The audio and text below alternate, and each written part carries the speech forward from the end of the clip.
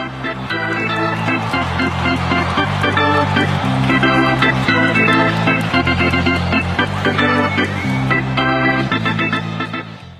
good evening everybody. Sammy Thunder here. Welcome back to the channel.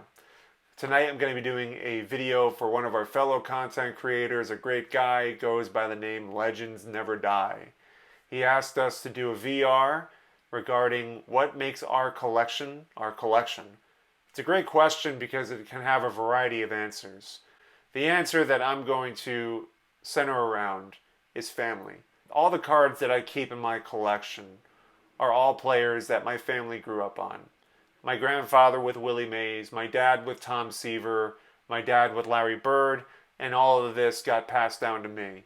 So I'm going to show you 8 cards tonight with a lot of those players. There were some of my favorite cards in my collection. But before we get started, if you're new to the channel, I just want to let you know I am running videos this weekend. I'm going to be selling at a baseball card show. I do a lot of these videos where I do baseball card show experiences. So I invite you to subscribe to the channel and hit the notification bell so you can be in the know for a lot of these future videos. They're a lot of fun and I think y'all will enjoy them. So getting back to Legends Never Die, we're going to show the first card and it's one of my favorites. It is the Topps 1954 Willie Mays.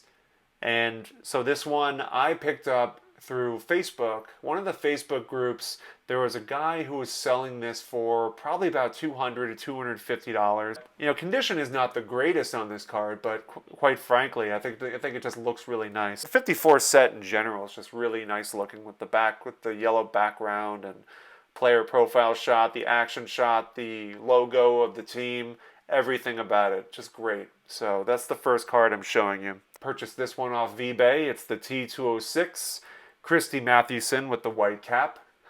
This one I purchased off eBay for probably about $450. Obviously has its condition issues. Probably why I got an A was because there's a piece of the card missing, unfortunately. I love Christy Mathewson. I love the story it's about him. Next card is a card I purchased recently, which is the Bowman 1952 Willie Mays. This one I picked up off of a Facebook group. I paid about $600 for it. Just great appeal. The condition issues don't bother me as such.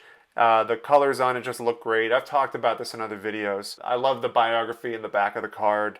So it's really cool. Number 218 in the 1952 series. One of my favorite stories is getting this Larry Bird, Topps 1981, his second year.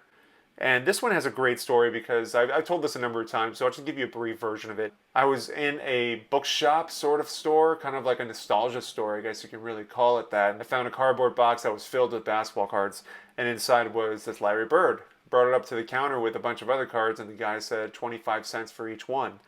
And so I was blown away by that. Picked it up for 25 cents. I sent it in for grading, and it graded an 8. So pretty cool ending.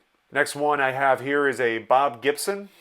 This Bob Gibson picked up off of eBay for about $400. Sent it in for grading. It was graded a 3, which I was more than happy about because I was not expecting it to get that high of a grade.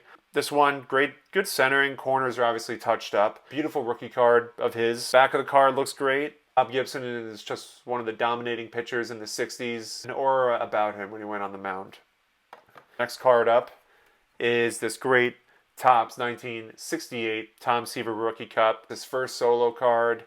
I remember seeing this card as a kid and always wanting it, but it was so expensive. And so getting this card as a grown-up was really just amazing. My dad got a chance to meet Tom Seaver when he was a kid, and some great photos from that. Tom Seaver is the greatest New York Mets pitcher of all time, maybe one of the best pitchers of all time, in my opinion. This card I picked up probably for like $50, $60 from Village Baseball Cards. The back of the card looks great. Just really great condition. Just the centering got it a little bit here, but getting a 6, I was very, very pleased with that. So the next card I have here is the 1961 Fleer Bill Russell. This one is very difficult to find centered. A lot of the ones you see are always off center. And so I found this at a card show. I probably paid more than I should have, but I think I paid about $700 for it. And just the appeal that this card has is unbelievable. What hurts this card, you don't see it, is there's a crease that goes across his name. Great card nonetheless. 1969 Topps. This one I purchased, actually I won in an auction off of eBay for $200, and I sent it into SGC not too long after, and it graded a 5. Great centering on this card. I think this is pretty common, the print marks near the frame around the card. There's a couple of them. This is pretty common amongst the top 69 set. And the corners are pretty decent. Back has great color to it, small stains, so it's rightfully a 5, I think. That about wraps it up. Legends Never Die. I'd recommend checking out his channel. He's a great guy. Loves the Sandlot like I do, and loves vintage. Definitely check out his channel and throw him a sub. If you are a fellow content creator, definitely make a VR as well. I think this is a fun one to do because it's an open-ended question.